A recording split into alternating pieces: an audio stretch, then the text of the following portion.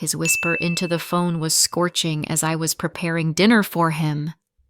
I never thought my best friend and my husband would turn our life into a real drama from an HBO series, which I decided to direct according to my rules. My name is Caroline Jenkins, and I never imagined I'd become the main character in my own betrayal drama. It all began on a regular Wednesday evening as I was slicing potatoes for homemade fries. Nathan, my husband, always preferred homemade food to fast food. I decided to ask if he needed homemade sauce for dinner and tiptoed to his home office. "No, darling, of course, my joy," I heard him whispering into the phone. I was paralyzed. Nathan spoke with a breathy intimacy, with such tenderness that I hadn't heard from him in 5 years or more. "Listen, let's definitely meet tomorrow at our place, okay?" he purred. "I'm just dying of anticipation." I shook. Could it be with his boss, Barbara? The one who's 62 and weighs a full 260 pounds? I couldn't believe it was a business conversation. When I entered the room, Nathan hurriedly hid his iPhone, pretending he was just checking his email. "Who were you chatting with?" I asked casually, trying to keep my voice from trembling. "Oh, just a client from Chicago. They're stressing me out with this new project," he replied, avoiding my gaze. "Sure, clients," with such sweet tones. The next day, Nathan dashed off to work an hour earlier than usual, without even drinking his morning coffee from the world's best husband mug I gifted him for our 10th anniversary. I sat at the marble kitchen island, sipping a latte, trying to piece it all together. Out of habit, I placed his mug across from me and suddenly realized he had changed. Not just yesterday, but for at least 2 months. First, the scents. Nathan used to only use Simple Axe, but now he has a $150 Dior Sauvage cologne that makes it hard for me to breathe when he enters a room. Where did the money come from? Mystery. His payroll from the Chase bank account is transferred directly to our joint account, or not all of it anymore. Second, the wardrobe. Suddenly, there were new Brooks Brothers shirts, not just 1 or 2, but a whole collection. "Corporate gifts," he explained. "Sure, I'll believe that in their IT company, sales managers are dressed couture." Third, the phone. Previously, he'd yell across our 2-story suburban Boston home, "Carrie, answer! I can't find my phone!" Now he jumps up, grabs his mobile, and runs out onto the terrace. Even in the January blizzard, he bolts out there as if the house is burning. "Why have you become so secretive?" I asked one evening while we watched the new season of Yellowstone. "You know, work. Confidentiality with clients." He brushed off. "Confidentiality? You used to tell me all the office gossip over dinner." "Growing as a professional," he muttered, absorbed in his phone. "Growing." Interesting. With whose help? It gradually dawned on me, like the morning mist dissipates over a lake. First you think, well, fine, some midlife crisis, maybe he'll buy himself a Harley Davidson and start wearing a leather jacket.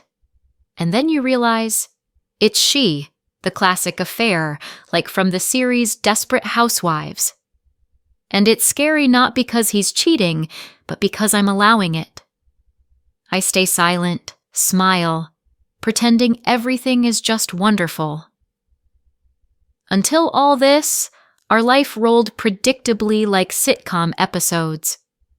I went to my accounting firm in the morning, checking numbers, preparing tax returns.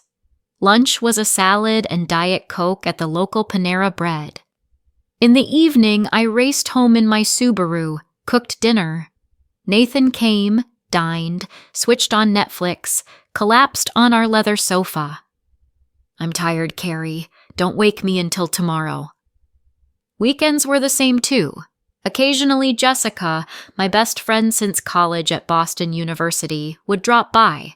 She recently declared herself a professional Instagram-style photographer. Jessica frequently changes careers, not due to talent. On the contrary, she lacks the diligence for any job. Yet she manages to create chaos wherever she appears, hence why she's always laid off. She decided to be a freelancer. Still, we've been friends since college. Typically, when she visits, we sit on the porch, sip Chardonnay, discuss the latest The Bachelor episodes. Meanwhile, Nathan snores in the bedroom or plays Call of Duty on PlayStation. 12 years flew by. We lived quietly in our cozy home with a white picket fence. No kids either. Initially, we visited doctors, but it didn't work out, and we got used to being just the two of us, replacing kids with a golden retriever named Buddy. And then one evening, after meeting Jessica, she came by to show her new photos for her Etsy shop. I was loading the dishwasher and heard Nathan again whispering intimately on the phone on the terrace. I paused the water, listened. Tomorrow for sure, yes. You forgot your Burberry scarf, I'll drop it off, kitten. And then it hit me like an electric shock. I physically felt the puzzle coming together. Scarf. Jessica's. I had just seen it in the hallway, meant to write to her about it in iMessage. I walked out to him on the terrace, and he quickly hung up. Oh, Carrie, you startled me. No need to be scared, I said, smiling with my best accountant smile from my arsenal. Who called? The marketing director again. About the quarterly report. Oh, sure. About the report. I nodded as if believing, burning inside with rage. And then I understood I would play by his rules. If he wanted a double life, let him have it. But now I'd play too, and I'd win this round. The next day, Jessica called. Carrie, do you know of any vacancies in your business park? Because my photography is a complete flop. Nobody wants to pay $1,000 for a dog photo shoot. And it hit me. The plan instantly formed in my mind, like the perfect vengeance recipe. I remember how Nathan looked at her at our last barbecue party, calling her stunningly photogenic. Hey, Jess?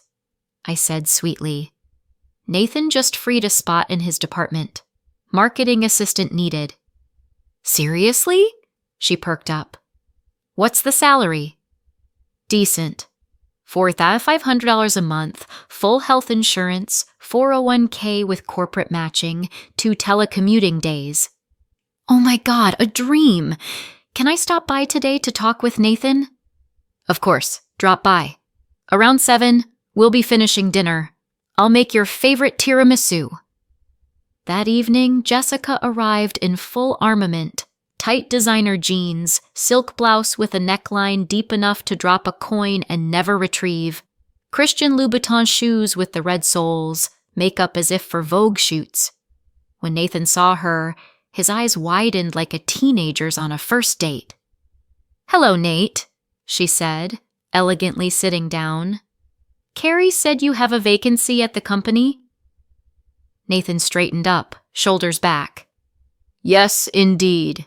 We need someone with creative thinking on the team. And I see him struggle internally. On one hand, a lust object always within reach. On the other, risk of exposure becomes much higher. But his eyes are greedy. He realized he could combine business with pleasure. Great, he said, smiling his most charming smile. Come by tomorrow at 9 o'clock. We'll fill out all the forms. We have excellent coffee in the office. His smile is so smug, thinking I suspect nothing. But I see it all and understand the season's most interesting show is about to begin. Let them enjoy each other.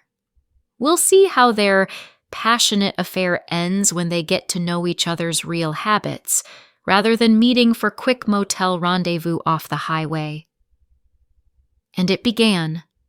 The first 2 weeks after Jessica joined Nathan's company, he was floating on clouds. They leave together in his BMW in the morning, return together in the evening. I even prepare organic smoothies for them, packing them in eco-friendly containers. "Thanks, Carrie.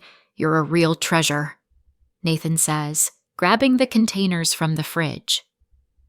"I'm doing it for the friend," I smile. "She needs a healthy diet." Yes, of course." "Very considerate of you." 3 weeks later, the scene changes. Nathan comes home with a face as if he's bitten into a lemon. "Something happened?" I ask, pouring him a glass of his favorite Cabernet Sauvignon. "Yes, Jessica really screwed up today." "Really? What happened?" "Messed up the Walmart contract, sent the wrong PDF to the legal department. Now the client demands renegotiation and threatens to terminate the contract." "Oh well, it happens. She's new to the corporate world." "Yes, happens, he muttered through gritted teeth, and I think to myself, truth be told, this is just the beginning of your problems, dear. A week later, Jessica calls me at lunch. "Carrie, I'm in a total panic. Nathan is furious with me." "My God, what happened?" "I'm late every day. I can't show up at the office at 8:30. That's when the subway runs." Maybe you should set the alarm earlier." "I can't wake up earlier. I need 2 hours for makeup and hair." "Jess, work is work. Corporations have their rules." "I know, but I need to look my best. We have so many cute guys from IT in the office." Her admissions chilled me, yet I continued sweetly, "Don't give up, dear. The first months are always tough."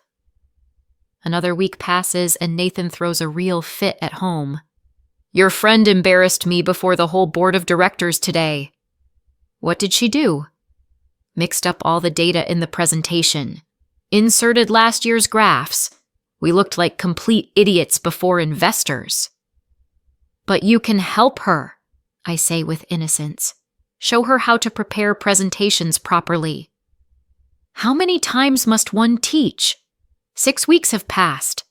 Any normal person would have figured it out by now." "Well, not everyone adapts quickly to a new sphere, you understand." "I understand," he growled, going to the terrace to call someone, dialing furiously. And I don't care whether he understands or not. The main thing is he began, "What is there to say? She can't even make a basic SWOT analysis. I won't disgrace myself with her incompetence." "But you hired her and are responsible for her success." "I'm responsible for departmental results, not every empty-headed airhead who only knows how to take selfies." Oh, how he's talking now. No longer stunningly photogenic, but empty-headed airhead. And Jess complains to me, "Carrie, Nathan's gotten so cold. At the meeting with the financial director, didn't even defend me when my report was criticized." Maybe he's just trying to be professional at work. I feign understanding. "No, not at all. I'm completely lost. Maybe I should quit and go back to photography?" "Don't. You can't just give up easily." No. You need to prove to everyone you can handle serious work." "True. There's no need to disrupt the show. The most interesting stage is just beginning." A month goes by. Nathan now returns home looking like he's survived a natural disaster. "Jessica again?" I ask, placing a steak plate before him. "Spot on. Our department's quarterly bonuses got cut because of her." "My God, why?" "She missed the deadline for our key client, and now the whole project is under threat, and I'm the one who recommended her, vouched." There it is. He finally broke through. And I just nod sympathetically. Of course, dear. You were just trying to help an old friend. Help? He grimaced. Help to my head. Now my reputation is under threat. And he stormed off to the bedroom, slamming the door, and the nightly messages became much rarer. Yet I know it's almost done. Nathan is on the verge of a nervous breakdown because of Jessica. She literally torments him with her incompetence. Soon everything will crumble on its own, without needing my intervention. And then came something even I couldn't foresee. Sitting in the kitchen one morning, preparing avocado toast. Suddenly, Nathan bursts in mid-workday, face whiter than chalk. What happened? I ask. Did you forget your laptop? She's getting fired, he hisses. The order's already signed. Who? Jessica? Her. The CEO personally intervened. Said he wants to know who dragged this embarrassment into the company. What did you say? What could I have said? He exploded. Am I going to lay my career down for her? Let her be thankful I gave her a chance. A job needs to be done, not updating Instagram during important client calls. Finally, the dam broke through, and I'm still pouring fuel on the flame. But you were just saying she's promising, creative, with unconventional thinking. Not promising, but problematic, he yelled so loudly Buddy hid under the table. Due to her, now my department is under special scrutiny. HR is conducting an internal investigation on how she even passed the interview. In the evening, Jessica calls, frantic. Carrie, I've been fired. Nathan didn't say a word to defend me. Can't be. I feigned shock. I thought you two had wonderful working relations. What relations? Today, during the team meeting, he declared I was professionally unfit. After everything between us. After what? I ask innocently. Jessica briefly pauses. Well, you know, we got a little close. Then work better. Maybe you can still fix something? Too late. The CEO personally signed the order. Tomorrow I'll return my badge and clear out my desk. And what happened this time? Nothing special. Just a regular presentation for a client. Oh, regular presentation. I know those presentations. Within 2 months, she managed to sabotage a $5 million contract, mix up year-end report data, and send confidential info to competitors. Clients are furious, and now Nathan's got to pick up the pieces. The next day became a true climax. Returning from work, Nathan is darting around the house like a cornered animal. She created real hell at the office, he shouts without letting me slip off my coat. Had an emotional breakdown before the entire department. Shouted that I promised her career advancement, that we had a passionate affair, that we were planning to move to California together. My God! I exclaim wide-eyed. An affair? What affair? It's complete nonsense. And now I'm summoned to the CEO to explain. 20 years of impeccable reputation, and all because of one psychopath. I don't know, I muse, unpacking groceries from Whole Foods. She always had such a confident tone when she spoke about you, your joint rides to work, lunches. We're just colleagues. We work in the same business center, for God's sake. Oh, colleagues. And then he realized I knew everything. His face literally lost all color. Carrie, he says quietly, sinking into a chair. I can explain everything. No need to explain anything. I called a divorce attorney today. He says in the division of property our home will be appraised around $950,000. I'm curious how we'll split, Buddy. His face turned green like guacamole. You knew all this time?